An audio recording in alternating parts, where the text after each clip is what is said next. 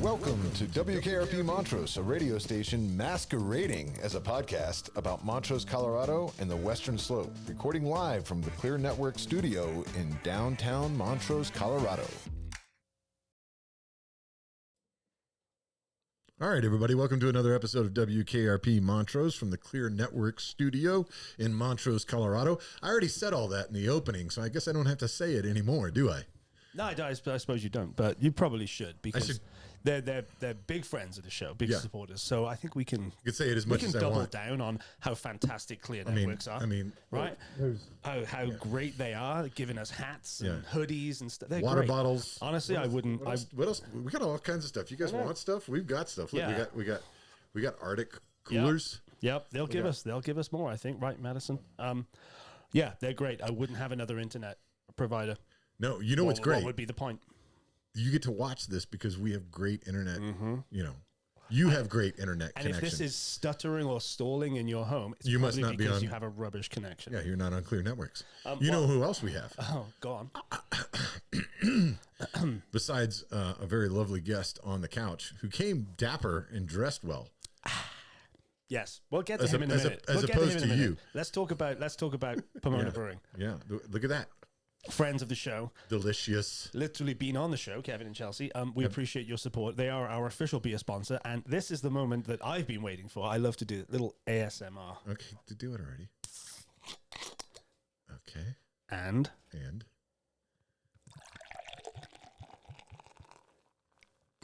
sounds fake. Yeah, feel free to clip that. So I'm going to hand this. Hang on. All right. Okay. And he's going to hit his mic on the way out. Introduce the... I will. Jon Sullivan, thank you for being on the show today. You're welcome. Thanks, we're excited to see you. Nice to be here. You obviously take more time working on your appearance than my co-host over here. He's wearing whatever... This is a Welsh football shirt. Whatever horrible jersey that is. If only you knew how sweaty my armpits were. Oh. Well, I guess now we do. Sharing. Yeah, his shirt might be clean. No, but look at you, Mr. Belt Buckle and everything. Yeah, bud. Fresh. To you death. look like you're a what's the two different kinds of country music, right? There's like cowboy hat country and ball hat. Yeah, you're and then there's Morgan Wallen. Yeah. That's a category all on its own. So. Yeah, let's start calling celebrities out. That'd be great. Yeah. Well, he's a friend of the show. Oh, yeah, of course he is. Is he? I don't know. He's got a big... I don't know if he's allowed to be a friend of the show. He's not a friend of SNL, let's say that. Was that? Oh, that's right. Well, I forgot about that. And he was back on there recently. Did you see this? And he kind of left early, and he put on social media something like "Get me back to God's country." That's exactly what it was. Oh, no. Oh no! Exactly. All right. He's not the focus. No, let's talk about Jon Sullivan instead of Morgan Wallen. So first of all, I do want to say, what do you want to say, John? You look rather comfortable. I'm good on the wheelie big couch. Yeah. How do you feel about that? Okay, you call it out right in the beginning, huh? Well, my feet are touching the ground, so okay. Yeah. His toes don't you dare take a picture. His toes are touching. And I want to. It was funny because before John came on, I said, "Oh, I have a little bit of background on you." Because I sent a message to his wife. Hold on a second. Asking for some info on him, and she sent me like several texts. Have you ever seen Jim Rome, the Jim Rome show? Nobody knows who that is. Did you know that he was interviewing Jim Everett? Smile. I'm gonna send it to your wife. Yeah. And he was making comments, and Jim Everett came over the table. Oh yeah. And hey, go Google that. I'm not going to hold John back. Who's the other one? There was one more recently. A sports guy. Sports guy. A guy who plays football and has a Pat McCaffrey. Proper football. Pat somebody or other. Anyway, he had a a fisticuff falling out with somebody. Yeah. What football are you talking about? Yeah. Proper when football. I say it, yeah. Well. I've football. learned the language of the local dialect. Yeah.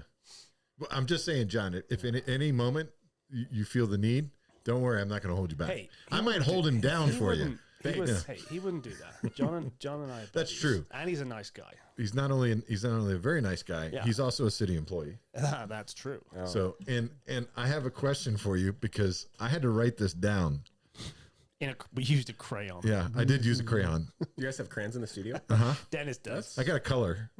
I gotta entertain myself. have It'd in be more case- strange if all you had was like Yeah. white or black crayons. No, That would be really That weird. would be very strange. I mean, I It's a got like the special 60. What is it? 64? Like the two levels. 52. No, that's cards. That's playing Okay. cards. We have them in case Dennis 52 needs a pick snack. The cards? Oh, crayons. It's glue. Thank you very much. Okay, yeah. Elmer. I'm going to start calling you Elmer. Okay. That's the name of the glue, isn't it? So, Elmer's, yeah. PublicWorks Special Events Manager. That's it. Did I get all of those right? You got it all right. Okay. So here's the thing about that is people will not necessarily know, people in the community might not necessarily know John, but they know his work. Correct. And we're going to go into some of the things that he's been responsible for, some of the things that he's got coming up. But John works very hard and does some really great things for Montrose. That's absolutely true. And I will say a personal thank you because I know that my wife, who has a nonprofit, Faultless, puts on a disco every year, and you're a huge part of making sure that goes well at the venue. Thanks. Yep. In Town Park or at Cerise Park, Cerise at the Park. amphitheater. Yeah, The Rotary Amphitheater. Yeah. Yeah. Well, so people But that's will not know. all. That's not all. So you've been in the job, according to what I found on Google, for about 2 years, right? Yep. I actually found the... You found it on Google. Well, I found the city council work session where they introduced new city employees. that's and you were one of them. miserable. So yeah, two years, right? Yeah, 2 2 years years. this Yep. month. Yep. All right, how's it been? Awesome. Yeah. Kind of. I stutter a bit because it's still shocking to me how unique the position is, and I think a lot of people would look at government work and kind of, give it a stereotype. But in my position in particular, there's a lot of room for creativity, and to be frank, it's been one of the coolest jobs I've had in a long time. Yeah. I thought I already had a dream job once in my life. I did, and then COVID kind of ruined all that, and that's okay. Because I feel like the grass was indeed greener on this side. So, yeah. And that's not always the case, of course. Yeah. And like I said, people do have these preconceptions about working for government, local government and stuff like that. So it does seem as if you're kind of well liked too. One would hope maybe, but I think I'm on the verge of getting fired all the time too. You are, and this is a quote from one of the text messages from your wife. You're innovative and you say yes to almost everything, which is why we have it on good authority that City Manager Bill Bell loves you. Wow. Oh, He might have said that in so many words. yeah. Absolutely. Yeah. And I guess it's reciprocated, right? You get to do the things, and Bill, as the city manager, gives you the opportunity in the city to be innovative and to Indeed. to do things. So Yeah, and I think that's what I was getting at, with the line about creativity is that, gosh, there's been several odd ideas that nothing's ever been shot down. And I find that really almost bizarre, Right. because you wouldn't expect that, right? No. And that's why I do feel this like liberty to express, and it will be reciprocated. Now, of course, there's going to be opportunities that maybe can't come to fruition, and that's okay. Right. But it hasn't happened yet. So right. Is there one that you thought like, okay, I'm going to ask this, but I'm pretty sure it's I'm not pushing gonna my happen. luck with Yeah. this one. No, I'm saying, is there something where you thought I'm pushing He's my pointing luck, at you. but we'll see. there's a moment. There's been a lot of moments. Oh man, so many light bulbs just went off. But this was a good one. When this was really Michelle's event, the Get Mooned event for the eclipse. This was, Yeah. I think that was April last year. Yeah, So almost right. It was yeah. in Centennial Plaza, right? Yeah. Yep. And, just like the normal function of my work, my job was really to just help kind of on the infrastructure side of that. But her and I being partners at work and, in life, I was there in more support. Right. Right. But when we were trying to come up with a name, we were sitting in a meeting at City Hall, and Michelle and I kind of knew that we had a list of names for it. Right. And I looked around, and, this might have been with city management. It might have been with some department heads, people that are, buttoned up, and we should, and I looked at the table and I was like, what if we call it Get Mooned? Yeah. Get Mooned. And I was like, sweating a little bit. I was Yeah. like, are they going to take it? And they took it. They Yeah. were like, yeah, call it Get Mooned, I like it. And I mean, that's a simple one. I've done a lot worse now. Yeah. But that was a moment where I was like, did I push the envelope a little bit? Right. Yeah. Maybe I can keep pushing it. And Right. I And now 2 you years, have. 2 Yeah. years in, Yeah. you're still pushing it? Yeah. All right, good. It's great. It's scary, Rob. I think it's really exciting. It's really exciting for Montrose as a community to have people essentially advocating for more and more and more fun things, and having a city council and a city manager that say yes, 100%. So it's great to have somebody be proactive versus reactive. Absolutely. Like, you know, hey, what can we do? You know, we have the resources. Right. How do we make that work? Right. And for those of you, because I know that we have, and specifically where we post some of these videos, I know that some of you have issues with, like, you know, hey, how are we putting money out there, our tax dollars, but at the same time, you want something to go do. You want these things to happen. Yeah, whether Dennis you know is that talking you do. about the people specifically who you can't please them no matter what. Right. If there's nothing going on, they'll complain. If there's something going on, they're asking, who's paying for this? Right. We don't care about what you think. Okay. No. The majority rules. These events. Here's the other thing, though. Right. Is these events like the Eclipse one in Centennial Plaza, really, really well attended. Yeah. I mean, I went. There were hundreds of people, I think, packed throughout the course of the event, and that's a testament to John and Michelle, to everyone at the city, not only coming up with events, executing them well. Bad events are not attended. Right. You know, much like what's the official title? I'm sorry, of the block party. The block party. Oh, the Montrose truck stop. Right, the truck stop that was in the parking lot right across the street from had great from the music this studio. year. Yep. It was fantastic. Again, so well attended, and it was great food Thursdays? trucks. Was it Thursdays? Yeah, we did it every third Thursday over 4 months during the summer. Yeah. Is that coming back this year? It is. Okay. Yep. We're doing 3 this year just from scheduling issues, but we will have 3 Montrose truck stops every third Thursday. Same spot? June, July, August, I believe. Yep, and same spot, yeah. Same spot. Yep. Which would be fantastic. So come out and check it out. Please. Great stage, food trucks. Yep. It's a great little area. It's downtown, so you can go wherever you want to. Actually, great thing to do. Go to the Rathbone, get a cocktail. Yep. Walk across the street. Are they paying us? Go to the oh, they're not. Oh, okay. Oh, I just thought they were. The way you were kind of laying it on a bit thick there. I'm no, just but kidding. they should. I'm kidding, Clay. You can go to Ray's place. He's not paying us either. No. Okay. You can go to Pomona. You go to Pomona for sure. You can go to all of them. They're all very nice. They're good places. We have a lot. We're not 100% pay to play. Where I was getting at is go on. We've got foot traffic downtown to great events, and thank you for making some of those things happen. Absolutely. And so I think that where I was going with that is, like, you know, sometimes you have to wait for these things to develop, and you have to have people being proactive and being ahead, so that people, you know, doing a good job of setting things up, like you said, so that you can come back and that they do continue to grow. Yep. So let's make sure that we get more people out there this year so it can Absolutely. continue to grow. There's now MontroseLifestyle.com. You've written. You're an author. You're a You're published an author. You're a published author. You guys went and dug, didn't you? Yeah. See, That came. Put your name in Big without shovels. the H. John without the H. without the H. And you don't need to do too much digging. I mean, it's a small town, but that came up. What did John write? I'm gonna like this is the first line after his title. Okay. He grew up in San Diego with his eccentric father, open water swimming along the West Coast. Yep. Okay, so I want to unpack a couple things there. The eccentric part. Let's go ahead and dive into that. What made you describe your dad as eccentric? Well, plus this might be a little eye opener for Michelle, because this is what she's in for. Maybe.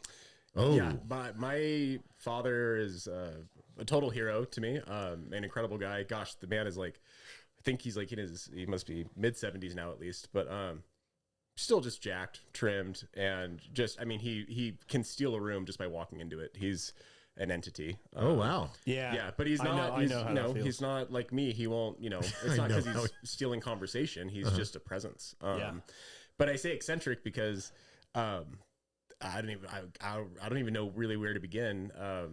But I chose that line because I have this memory burned in my head about, you know, being thrown off a jetty in the middle of El Nino. You guys know what a jetty is? Yeah.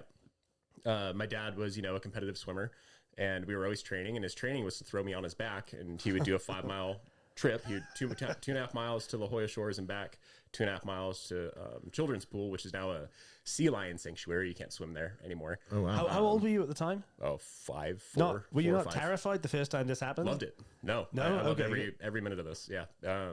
I was used to being thrown off that jetty, so you wait for the swell you time the swell, and then you toss your kid off of it. I was the kid, and then by the time you're kind of resurfacing, Pops is right there grabbing you, throwing you on his back. But anyways, El Nino, I mean, the Ocean Beach Pier that year snapped. I mean, it was a horrendous storm, and we're out there doing the swim, and my memory is that lifeguard came out 2 times on a jet ski, water ski, whatever you want to call it, Sea-Doo jet ski thing. Third time a cutter, like a boat, came out. All 3 times it was like formal warnings, like Get out of the water. You can swim, but it's like this is a problem. And on the third one, I remember the guy screaming because you couldn't hear, and he's like, "We're not coming back. This is it." And my dad's like, "We're fine. Go on." And then Just we calm as you like. yeah, and I was happy to be on his back, and we ended these trips in his VW Westfalia. It didn't matter the weather, dude. The slider door on that van was open, facing the ocean. No matter, dude, it was a pool in there. I mean, it were just soaked in rain, But the go-to meal was a gallon of water, string cheese, and grapes. That was the recovery, Oh, wow. My memories are That's vivid. intense.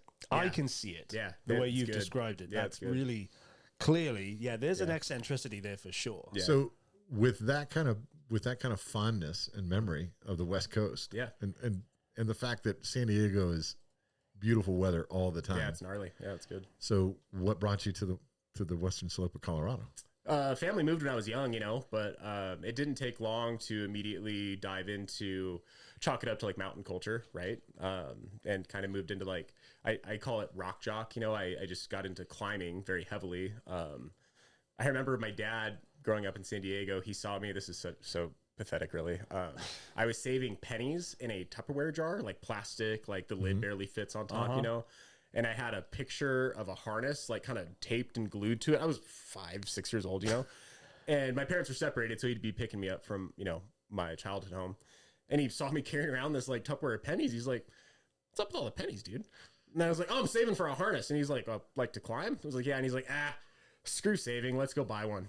And that was when I learned, financial responsibility. Just buy the thing, To be honest, I thought he was going to say, you don't need a harness. No, we went out, and I remember we bought like a 20-meter static line, which is not a climbing rope. That's like more to build anchors and rig and stuff. Right. I still have the first locking carabiner I ever bought when I was 6 years old. Still have it. And then a harness. And really the goal was to just play with knots on the carabiner and work on the harness, and I ended up like rappelling out of trees and stuff. And so the graduation from that was coming to Colorado and climbing gym membership, but really I was looking for ways to just not kill myself outside. But climbing gyms to me were not how you do it. It was like, go cut your teeth on something hard, Go find something to climb. Yep. Okay. Yeah, and that became my everything for up until skiing showed up. So yeah. Well, and that's, the outdoors obviously is very important. Got another note from your wife here. Yeah. There's a good segue happening here. I know Don't he'd screw like it up. to talk about his mountain guiding background. Oh no. Yeah, you do. No, But that's where like, does that fit into all of this? Yeah, so it all started like, I did like a gap year program out of high school with the National Outdoor Leadership School, and that's like just a very technical long semester where they just really throw you in the meat of various disciplines. And so there was a climbing discipline, skiing, canyoneering, which sounds kind of weird, but really that was about learning how to read topographic maps and canyons. So the topography is upside down. It's very, very challenging to read canyon topography. So that was the whole premise of that. And then there was various other things, but really they just throw you into the heat of it all. And you do these sections. You don't see other humans or go inside for weeks or months at a time. You just learn when you suffer. And it was really, really cool.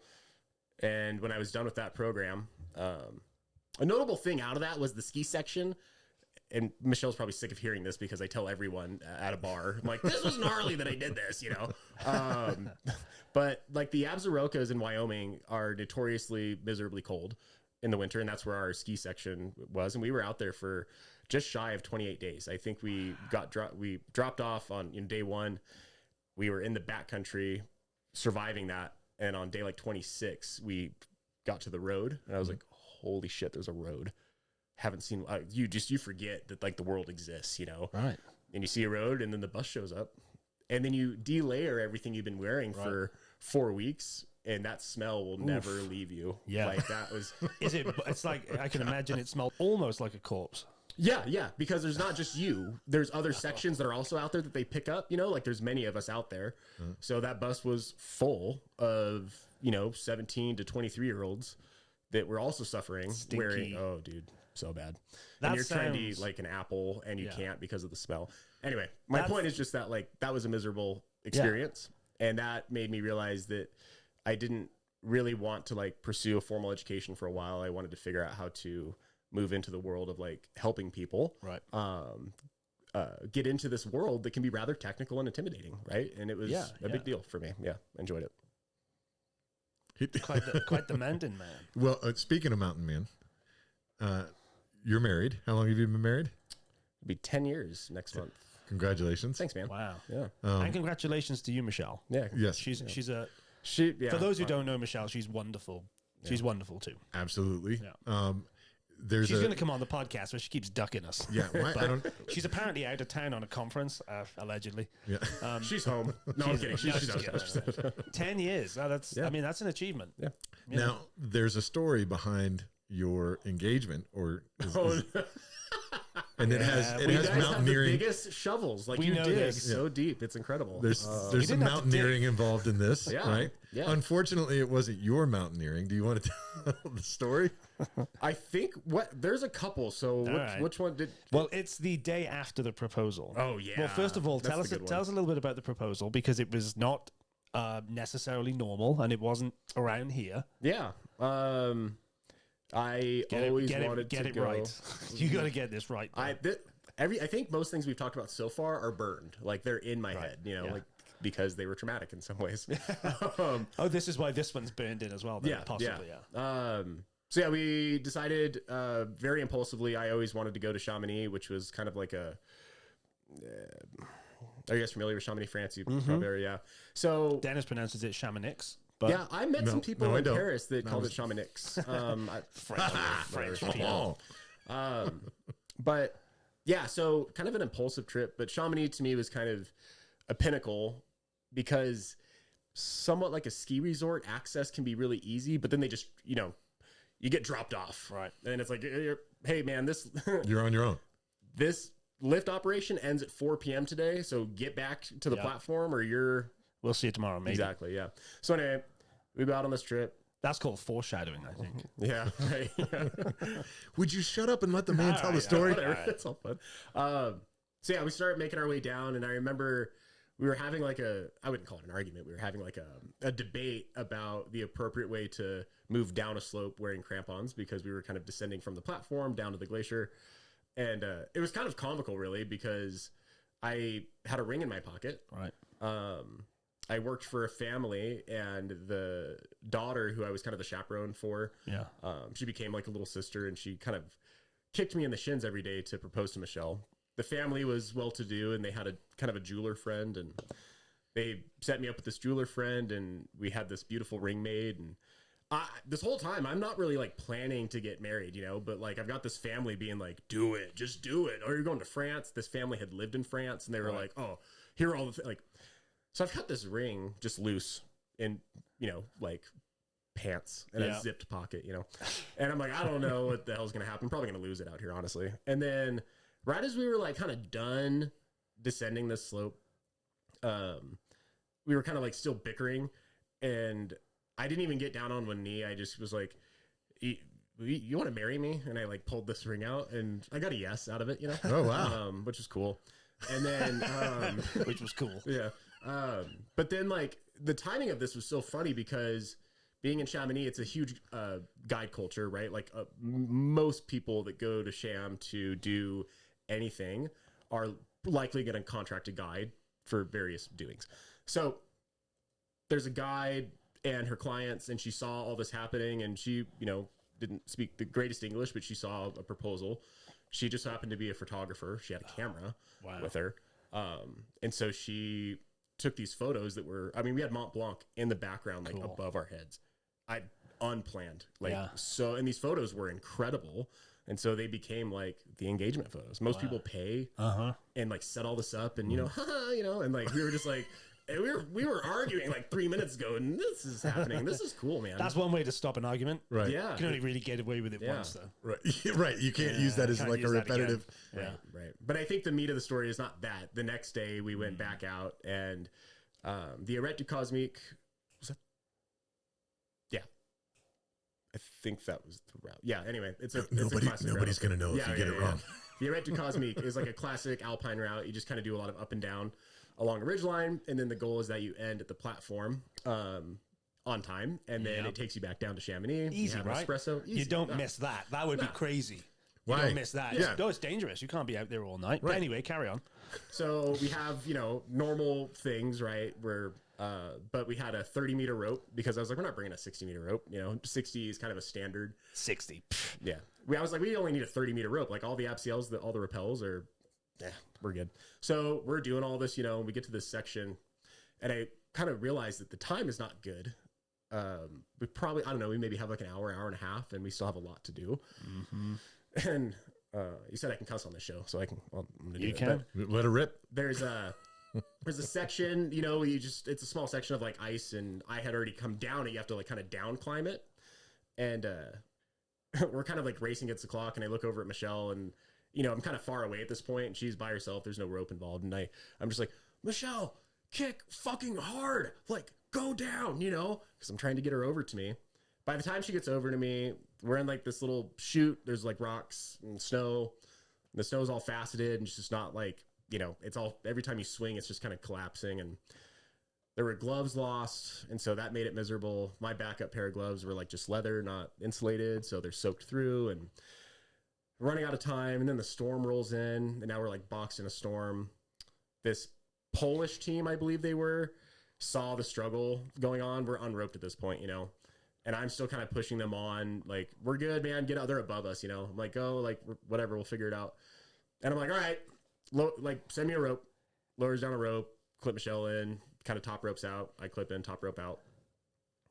By the time we get there, we're like on a ledge with them and a couple other, I think this was a team of 3. So the Polish team plus like a team of 3. So there's quite a few of us on this little ledge, and we're anchored into it. I remember there being just a rusty old piton, like from, the good old days. Like, hope that still holds, right? This old iron piton wedged in the rock, and various other things. Clipped into this, and like, we're just all up there trying to communicate in our various different languages, and it's really hard. And it's a bit of a sufferfest. Honestly, like we're in the middle of a storm. Well, that seems to be your thing. So at this point, you've missed the. I'm talking. We're at midnight now. Like, okay. You're on the mountain. Yeah, it's done. cold. Yeah, it's dark. So we'll figure it out. Michelle's last words. Michelle is immediately like rethinking this decision that she said yes to yesterday. This is why Michelle is awesome, because I don't remember anything other than us just figuring it out. Like, there was nothing bad. I knew that there was a way out. Like, it wasn't the worst case outcome was that we just. Well, the worst. I don't want to be a downer here, but the worst case is you die. Hypothermia. Yeah. There was a lot of people to bear hug. So right? you did figure it out. Yeah. How did that happen, though? You didn't just wander out. No. I think somebody made a phone call, right? Some amazing way. I think one of the other gentlemen we were with, it was his phone, and we had just enough reception to get. I forget the French. I believe it's SOS. Yeah, right. They've got like a search and rescue team that might as well be like a fancy fire department, right? Like their only job is rescue. They have helicopters. They've got the whole. It's a thing, right? It's kind of a badass gig, right? That's who we're talking to, and I had a watch that had coordinates, and that's all we had. Like UTM would have been better, but I had coordinates, and that at least gets you close, right? And they knew exactly where we were because they're used to doing this. It happens all the time. Yeah. Were you embarrassed? No, not really. Not embarrassed to be safe, but like, kind of wish I wasn't in this position. I kind of liked it. Oh. like because embarrassment would have been like just something dumb, right? But nothing dumb happened. Right. It was like, yeah, we like You just ran out of time. we were just late, you know. right. We started a little late, meh, you know, like. Yeah. But I mean, if I could have like changed anything, still would have brought a 30-meter rope. It wasn't about the rope length. So there was no time where you got that uncomfortable moment where the rescue team comes and is like, you silly Americans. Yeah. So yeah, right. So there's Sacre that. bleu, I cannot believe you are on the mountain. So they get to us eventually, right? And as such, there's like literal like winch stations around because they're so used to rescuing people in these areas that I thought we were about to get a helicopter ride. I was like, this is gonna be sick. Yeah. The guy starts coming down on a cable, and I'm like, what is this? It's like a worn winch, like off a Jeep. Like, what the hell's going on, you know? And guy comes down. You know, we kind of like bear claw on this rig up with him, so he's doing 2 at a time, and we're going through this like little squeeze chute. And so we're, you know, it's kind of a slow move, right? Like we're hooked onto the winch with the bear claw with the one rescuer, and I know there's a team of them up there because they're communicating over the radio. And again, kind of like broken communication with him. He understands that like we were engaged as of the day before, right? Yeah. And as we like kind of come over the top, and we can start to see the headlamps of all the rescuers, you know, we just kind of over the radio, because they're still far away, we just hear all of them kind of doing the wedding song over the radio. They're going really? dun dun dun dun, dun dun, as we're like coming over the lip. And you who know? says the French don't have a sense of humor? Oh, they do, bud. And anyway, so that was a moment of embarrassment because I was like, oh, they all know. Yes. Yeah. And yeah, that's kind of the end of that. Then we went to town. It was probably 3 a.m, and we had beer and pizza because there was something open. Right. And the next day we just enjoyed Chamonix and walked around. So yeah, that's my engagement story. So that's simple. There you go. That's a hell of an engagement story. Yeah. And it's, I mean, obviously, you know, there is that mountain man aspect to you that Michelle found very attractive. My question to you, though, is do you think Michelle would have found you as attractive had you been wearing, say, leather pants and had piercings and stuff like you did in high school? Is that you don't have like the newspaper clipping of that? Do we have imaging? I don't right now, but I'll get it. We could put that up. Long hair, piercings, and leather pants. Yeah, size 0 pleather. Actually, leather's expensive, man. You got to get that pleather. I feel like you seem to have lived a few different lives. Totally, it's fun. Yeah, to live I guess we're all lives. different, you know, in high school and stuff. But Yeah. I'm finding that picture. The It was in the newspaper. It was a Valentine's Day show when I was 14. Where was the back in San Diego, or This when was you had in moved Colorado to Colorado Springs, Springs? at the venue known as the Black Sheep. Okay. Yep. And you played music in high school, right? Michelle did, says. yeah. What instrument? What were you? It was I sang Oh. and I played guitar, and I was the very arrogant, narcissistic frontman. Of course. Okay, so have you serenaded Michelle? No, God no, Never? no. I don't Really? actually think I Did can you write sing. your I own- just enjoy singing. But Did you write your own stuff? Oh yeah, yeah. I couldn't play a cover to save my life. I don't know any covers. It just yeah. What were the influences that were influencing piercings and size 0 pleathers? Yeah. When are you? I'm gonna at the truck stop this summer. You have to perform an original piece. You I would. don't think anyone too. wants to hear like rip off of like the Sex Pistols. Yeah, they Yeah, do. there we go. Yeah. We do. Tell him. man. Rob wants to. Tell The him, Dead people. Kennedys. Yeah. No one wants to hear that stuff. Yeah, they do. Yeah, no, we were just ragers at a young age, just like any teenager, right? Yeah, but Rebelling against the system. whatever. Yeah, Yeah, now you work for city government. totally. How'd that work out for you? Now So- you are the machine. That's right. There's one more section of your published piece that I want to ask. Okay. Misplaced hobbies. Yeah, What's misplaced about them? Like I think Rob was just getting there.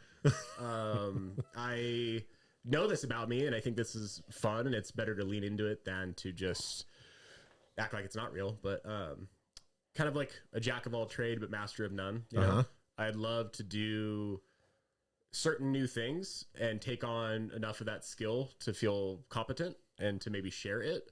But the only 2 things that I feel like I really will never, I'm always sinking my teeth into and like feel like I'm a practitioner are like any technical rope things with climbing and skiing. And even then they're like, you're a practitioner, like you're always learning and refining, you know, right? But I mean, there's so many weird oddities. And so, yeah, when I say misplaced hobbies, it's like, I just like to do things. Yeah. Do you know what I really like about that phrase, though? jack of all trades is that, and I don't actually know if this is 100% true, but I read that the full phrase is actually a jack of all trades but master of none, but better than being a master of one. So it's better. I didn't know that. To have lots of interests and be competent at them, to just have one interest and be really, really good at just one single thing. Sure. Because I think people often use that phrase as, I'm a jack of all trades. It means I'm not really that good at any one thing, but I'm okay at a lot of things. And it's kind of has a negative connotation. But when you add the last part on, I think it actually flips it on its head a little bit. I agree, and I've not heard that before, but I like it. Yeah, so how does that oppose to the 10,000 hours theory? Like, you can't be a master of anything until you've done your 10,000 hours. I guess the point is, do you want to be a master of anything, or would you rather have broad interests and do lots of different things and be good at them? Yeah. I mean, I guess it's to each their own, but I don't know. Go back and ask 14-year-old John in the pleather pants when he thought he was going to be a rock star. Right there, you go. I also thought I was going to be like a professional lacrosse player or a doctor. These were the goals. I was like, I'll be a rock star. If that doesn't work out, I'll be a doctor. And if all else fails, I'll just play professional lacrosse. These were real goals at like 16.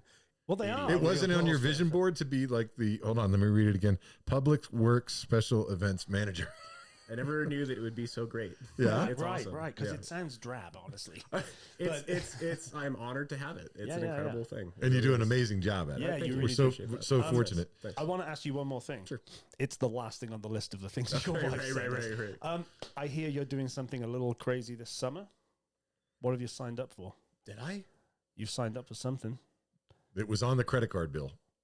I don't look at that. Have you signed up for an ultramarathon? Oh, no, I was signed up for an ultramarathon. Oh. Yeah.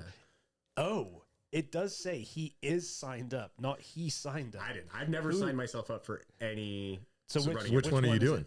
I don't know. I think. Oh, I do. I don't know what it's called, but it's the Grand Mesa. It's the 50 miler. Okay. Yeah. Who signs you up? Michelle. Yeah. That's why she wait. signed up for an Is she doing it as well? Oh, yeah. Okay. Oh, yeah. No, Michelle's. Michelle. Right. The running thing is really Michelle's, and I like to partake, but I'm not really into organized events. That's funny, right? Considering my job, but I really don't care for the organized event thing. I rather just go run 50 miles and on a weekend and just at your life. And I shouldn't say that. I've never actually successfully ran 50 miles. But what I mean is, if I'm gonna go do a long run, I'd rather just do it on my own. Go do it. But there's a lot of benefit to signing up for an organized thing. It kind of pushes you to actually do it. Yeah. And there's a lot of camaraderie and stuff. Yeah. No, I see why it's an attractive thing, but I'm just, I'm a crotchety old guy in some ways. So I'm like, who needs all this crap? Well, they cost money. I mean, they're not cheap. They're not free. That's for sure. And it is free to go and run 50 miles in some of the amazing places we have around here. So I have no desire to run 50 miles. I mean, I'll drive 50 miles, but I'm not. I don't either, bud. But I'm doing there it. was. How about 10K? I could do a 10K. Are you sure? Yes, I'm sure I could do a 10K. Okay. How much? What do you mean, how much? I want you to do one, and if you don't do it, let's put it. I want to have a bet. Name it. All right. And when are we doing the 10K? After this? Nobody said we. Oh. I just want to see if you can. No. I'll do one. No. I'll do one, but you have to be dressed as a Mr. Potato Head. I will do that. Okay. So he's never going to do it, guys. give us a little.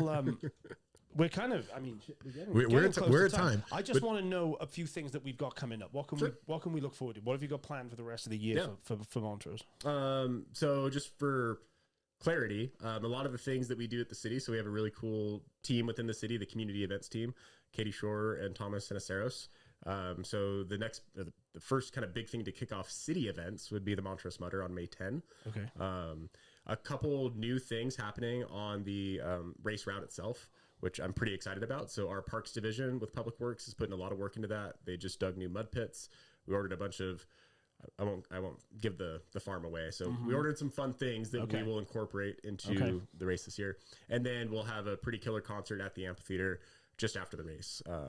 I think I can say this now. Yeah, Wowzers is coming to join us, and they were fantastic. They were amazing. They were at the truck stop this last year. Great. Yeah, and I'm going to give them a shout out real quick because they played a solid 2 hour 45-minute set for the truck stop, and it was amazing. fantastic. And they're super fun, lots of they're energy. great. And they're based out of Grand Junction, right? I believe so. Yeah. Okay. It's an experience to watch them play. It is. No, it really is. They don't turn it off. They Right. just keep going. You know. Yeah. And the Mudder, is this the second year? Oh my gosh, I believe this will be the 4th year. Oh, really? Yeah. Okay. And a cool fact about the Mudder is it was actually, I guess, organized or created originally by a youth in the area. Yeah. So I know that the Interact kids with the high school, so it's kind of like I think we can call it like a youth Rotary club. And then Bill's son had a huge hand in that. So really when I say it's a city event, it's just that we're actually kind of like a partner with the Interact kids. Right. It's really their event. And just today we were at the high school having a meeting with some of the Interact kids. Right. And it's actually I do genuinely love working with kids that are inspired to do these fun things. These kids are very engaged. They want to look at everything from the marketing to the map. They want to hear about the changes. I mean, gosh, I don't know how old they are, but 15 to 17. And I'm like, good for you, because they might be gunning for your job. Fine, take it. They Imagine, probably did a great job. Yeah. They probably Love crushed that. it. That is confidence right there. That is a feeling of abundance. If you want this job, come get it. Yeah, Because I'll do something else. I'm not Here's challenging the thing. 16-year-olds, but you might be doing such a good job in your role that 16-year-olds might now, they don't want to be professional lacrosse players anymore. They want to be the work for city government.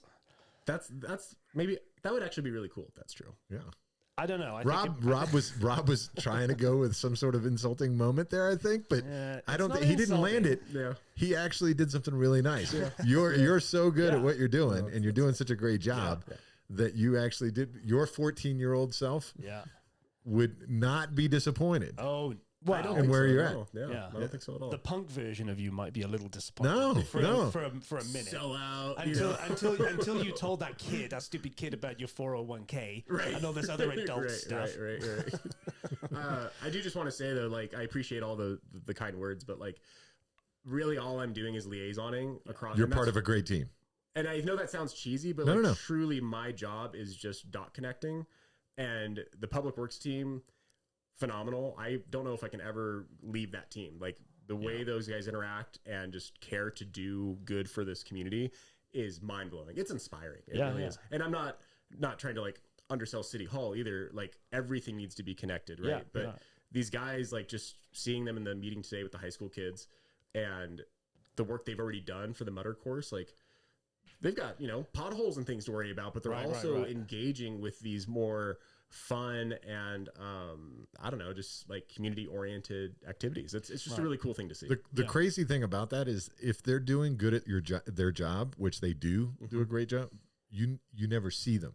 Yeah, that's true. And so the things that like everything at the truck stop is ready when we get there, right?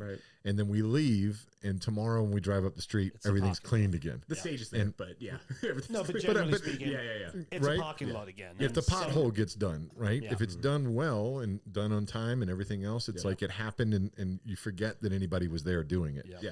Like it's kind of crazy to think about if you're really successful at that job, nobody ever sees it. Nobody ever sees you. And nobody ever really gets the chance to say, wow, thanks. Good work. So I think I'm glad you took a moment to say that because you guys do a fantastic job. You have a great team at the city. I know that you guys work really hard. There's a lot of hours involved in it. And I just want to say thank you. We have a lot going on in Montrose. It's a cool place to be because of that. It's the place to be. Well, that's true. You also are in charge of the banners over Main Street. I also the reason why I bring that well, I bring that up just because I feel like it's not a very thankful job, but at the same time, it's a major. Everyone sees it. Everyone sees it, and so you do a lot, and I appreciate it. So before we let you go, I want to actually bring something into this episode that we're doing for Clear Networks, and the clearly interesting people with Clear Networks. At the end of each one of those episodes, and if you don't know about them, you'll probably hear about them before too long. We have a little questionnaire that we ask. I would love. I think it would be fantastic to have John answer some of the questionnaires. Go on then. About internet. No. I don't. What am I supposed to? This is Rob's. You don't remember him by no by heart? God no. Okay. I know most of them, so I can get started while he goes. So it's a quick fire Q&A. Gotcha. Maybe 10 questions. No thinking. No thinking allowed. Just quick fire. Got it. Yeah. So, all right. I'll open the document up. You want to go if you think you know them? Well, I mean, I know some of them. All right. So what's your favorite sound? Rob's voice. Oh, dear God. All right. That's We're it. done. We're We're done, done. people. We're finished.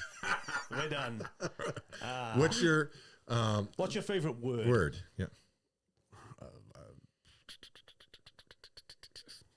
You're thinking? Contract. I don't know. We'll Boring. edit that out. He missed that one. Yeah. What motivates you? Ooh, challenge and different things. Yeah, different and challenging. Yep. All right. Yep. You Are remember that? these supposed to be one word answers? Yeah, Yeah. they can be. Okay. Just quick Yeah. fire though. Yeah. That's Yeah. all. You got it. You got one? Which is a hot dog a sandwich? No. No? All right, that was a quick one. What's your favorite food? Burritos. All right. How many holes does a drinking straw have? 2, 1. Which is it? It's a tube. It's got 1 hole. It's got 2 holes. That's a dumb question. Who I came think up with that question? Rob did. That's a dumb I question. found it online. I don't like it. I found it It's a online. dumb one. What profession other than, I mean, this could be tough for you, but what profession other than what you do now would you like to attempt as you now? Not, rock star lacrosse, but if you could change professions right now, dream job. Hey, Rob, it's supposed to be quick fire. Dream job? Yep. Dream job? If you could do anything else right now, what would it be? I would like some type of communications, marketing, project management type thing. Oh, Yeah. you want to be us? Okay. Yeah. I like putting pieces together for fun projects. Nobody Yeah. wants to be us. All right. What's one job you absolutely would never want to do? I shouldn't be a heart surgeon. Okay. I like that. That I doesn't like mean that. that- That was a good answer. I shouldn't be. There's a lot of things that all of us probably shouldn't be. What's your guilty pleasure? Drumming on the Yeah. glasses. That's the musician in him. Yeah. What's my guilty pleasure? Guilty Yeah. pleasure. Can be anything. I really like having animals, but maybe like is that a guilty pleasure? Like No. What's I a don't guilty think so. pleasure? I don't know. like- Do you watch no. trashy TV? Do I you don't. eat Oh Velveeta yeah, you know mac and what? The same cheese? thing that everyone does. We all gotta stop scrolling stupid videos about people and their stupid so stupid. What a waste. That's a Doom guilty scrolling, pleasure. yeah. And last question. Last question. You approach the pearly gates. Assuming there's a heaven, you're approaching the pearly gates. What do you hope to hear? From God. There's beer in the fridge. Oh. Oh. And there will be. And there will be. And it'll be from Pomona Brewing. Nice. Ding. John, thanks for being a guest on WKRP. Thanks, John. Joining us on the Wheelie Nice couch, where your feet do touch the ground, I might add, if you slide forward a little bit. Yeah. There you go. That's good. I didn't actually bring that up in the end. I mean, That was very gentlemanly of you. that was, hey, I do what I can. All right, everybody. That was another episode of WKRP. We'll see you soon.